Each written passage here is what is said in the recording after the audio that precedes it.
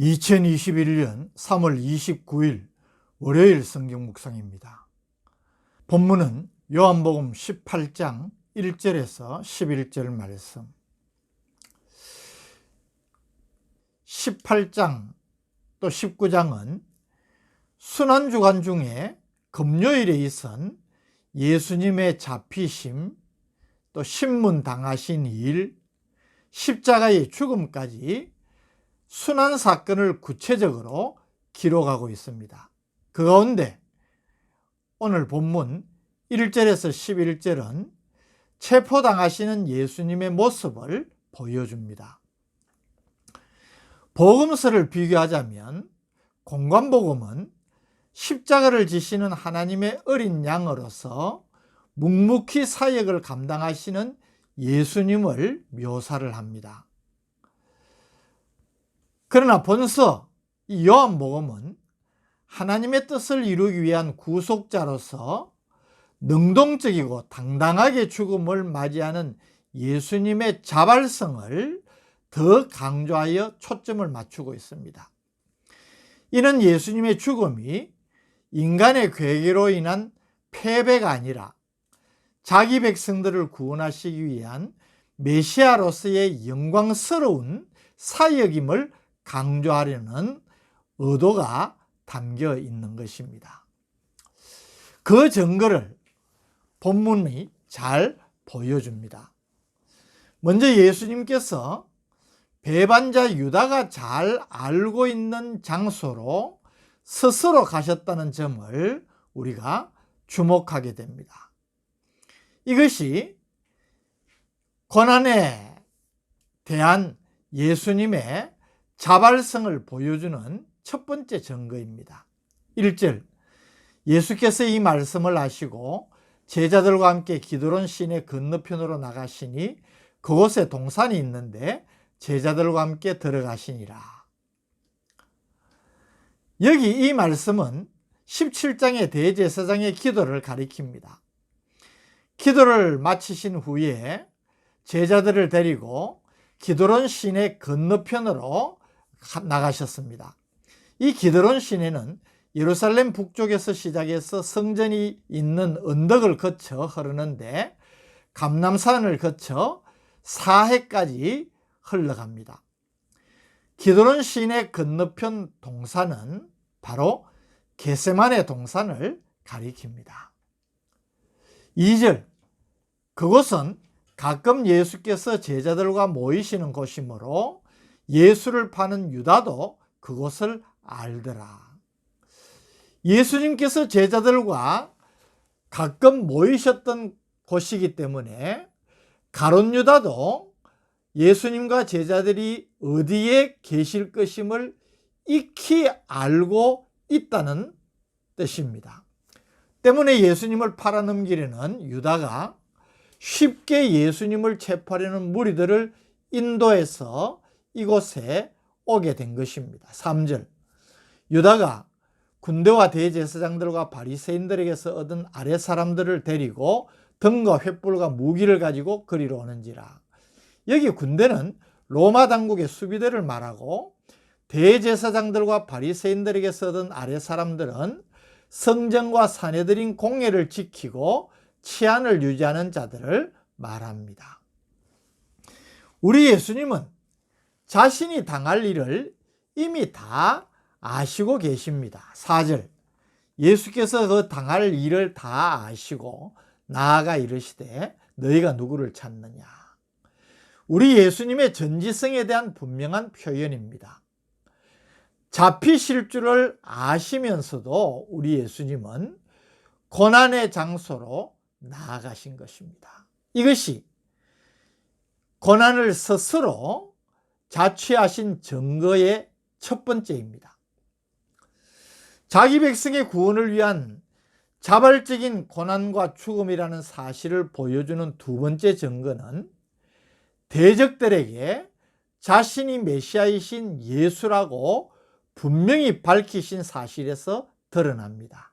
5절, 대답하되 나사렛 예수라 하거늘 이르시되 내가 그니라 하시니라. 그를 파는 유다도 그들과 함께 섰더라. 예수님을 만난 대적들이 예수님께서 너희가 누구를 찾느냐 물었을 때에 나사렛 예수라고 말합니다. 그런데 그들에게 내가 그니라, 바로 나다고 자신을 체포하러 온 대적들 앞에 당당히 자신을 드러내시는 것입니다. 잡혀가는 위기 상황이면 자신을 숨기고 피해야 되는 것이 자연스럽지 않습니까? 그런데 우리 예수님은 그들에게 내가 바로 그니라고 자신을 당당하게 나타내십니다. 그것은 고난을 두려워하지 않고 능동적으로 구속 사역을 성취하시려는 주님의 의지를 보여주는 것입니다. 6절, 예수께서 그들에게 내가 그니라 하실 때에 그들이 물러가서 땅에 엎드러지는지라. 내가 그니라, 에고 에이미, 우리가 앞에서 여러 번 확인했지요. 예수님께서 자신의 메시아이심을 선포하실 때에 자기 선언과 똑같은 말입니다. 이 말씀 한마디에 그들은 신적인 두려움을 느끼고 넘어진 것으로 볼 수 있습니다. 7절 8절, 이에 다시 누구를 찾느냐고 물으신데 그들이 말하되 나사렛 예수라 하거늘 예수께서 대답하시되 너희에게 내가 그니라 하였으니 나를 찾거든 이 사람들이 가는 것은 용납하라 하시니. 재차 똑같은 질문과 대답으로 자신이 그들이 찾는 나사렛 예수임을 확인시키신 후에 예수님은 제자들이 함께 잡히는 것을 면하게 하시고자 저들을 가게 하라고 요구하신 것입니다. 위기의 순간에도 자기 제자들을 지키고 보호하시려는 참 목자 되신 예수님을 보여주는 동시에 저자 요한은 이를 말씀의 성취라는 의미로도 표현하고 있는 것입니다. 9절, 이는 아버지께서 내게 주신 자 중에서 하나도 잃지 아니하여 사옵나이다 하신 말씀을 응하게 하려 함이라. 이는 17장 12절의 주님의 말씀을 응하게 하려 한 것이라는 겁니다. 이 순간 베드로의 돌발 행동이 벌어집니다. 10절, 이에 시몬 베드로가 칼을 가졌는데 그것을 빼어 대제사장의 종을 쳐서 오른편 귀를 베어버리니 그 종의 이름은 말고라. 공간복음과 비교하면 요한은 이 사건을 아주 간략하게 기록하고 있지만 사건 당사자인 베드로와 말고의 이름을 분명하게 밝히고 있습니다. 11절, 예수께서 베드로더러 이르시되 칼을 칼집에 꽂아라. 아버지께서 주신 잔을 내가 마시지 아니하겠느냐 하시니라. 예수님은 베드로의 행동을 제지하십니다. 요한은 누가가 기록한 예수께서 말고의 귀를 치유해 주신 것과 마태복음의 검을 가진 자는 다 망한다, 내가 12군단 더 되는 천사를 부를 수 있다는 말씀들을 생략하고 아버지께서 주신 잔을 내가 마시지 않겠느냐는 말씀의 의미를 더욱 강조하고자 하는 의도를 보여주는 것입니다. 자신을 보호하고자 칼을 휘두른 베드로를 도리어 책망하신 사실이 예수님께서 고난을 스스로 능동적으로 감당하시고자 하는 세 번째 분명한 증거인 것입니다. 물론 예수님을 향한 베드로의 사랑과 충성심은 평가할 만하지만 그의 행동은 예수님의 십자가 사역에 대한 무지의 소산일 뿐 아니라 결과적으로는 하나님의 구원 계획을 방해하려는 사단의 괴계에 부합하는 일이 될 수 있기 때문에 예수님의 제지를 받게 된 것입니다. 때문에 우리에게 주시는 교훈이 있습니다. 우리는 항상 하나님의 뜻을 먼저 생각하고 앞세워야 합니다.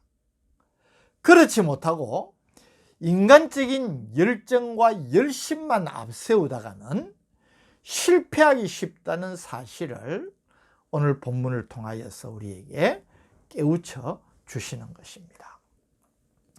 특별히 오늘 본문을 통하여서 주님께서 자신에게 부닥쳐 올 그 고난과 그로 인한 고통을 잘 아시면서도 스스로 자발적으로 고난의 자리로 나아가시면서 자신을 희생하시고 헌신하는 모습을 우리에게 보여주심으로 큰 깨달음과 도전을 주십니다.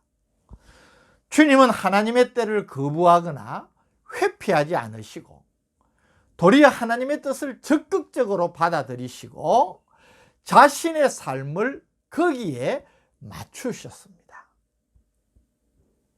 이것은 우리에게 너무나 중요한 믿음의 자세를 가르쳐 주시는 것 아니겠습니까? 고난까지도 하나님의 뜻이기에 기꺼이 받으시는 예수님. 그것이 죽음으로 향하는 길인 줄 아시면서도 그 길을 온전한 순종으로 나아가시는 예수님에게서 우리가 참된 순종의 자세를 배워야 한다는 것입니다. 오늘 이 예수님의 모습에 비추어 볼 때에 우리의 자세는 어떠합니까? 주님을 따라서 십자가를 나도 지고 주님이 가신 길을 가겠노라고 입버릇처럼 이야기하면서도 정작 실제적인 삶에서 우리의 자세는 어떠한지 우리 자신을 한번 돌아보기를 바랍니다. 특별히 고난주간이 시작되는 이날, 고난과 십자가의 죽음을 아시면서도 그 길을 묵묵히 나아가시는 주님을 생각하면서 우리도 주님으로 인해 당하는 고난을 기뻐하고 영광스럽게 생각하는 성숙한 믿음의 자리로 나아가기를 소망하는 우리 모두가 되기를 진심으로 바랍니다.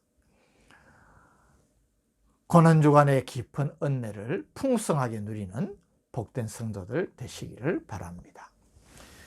오늘 십자가를 향하여서 묵묵히 자발적으로 나아가시는 주님의 모습을 통하여서 우리에게 귀한 가르침을 베풀어 주시니 감사합니다.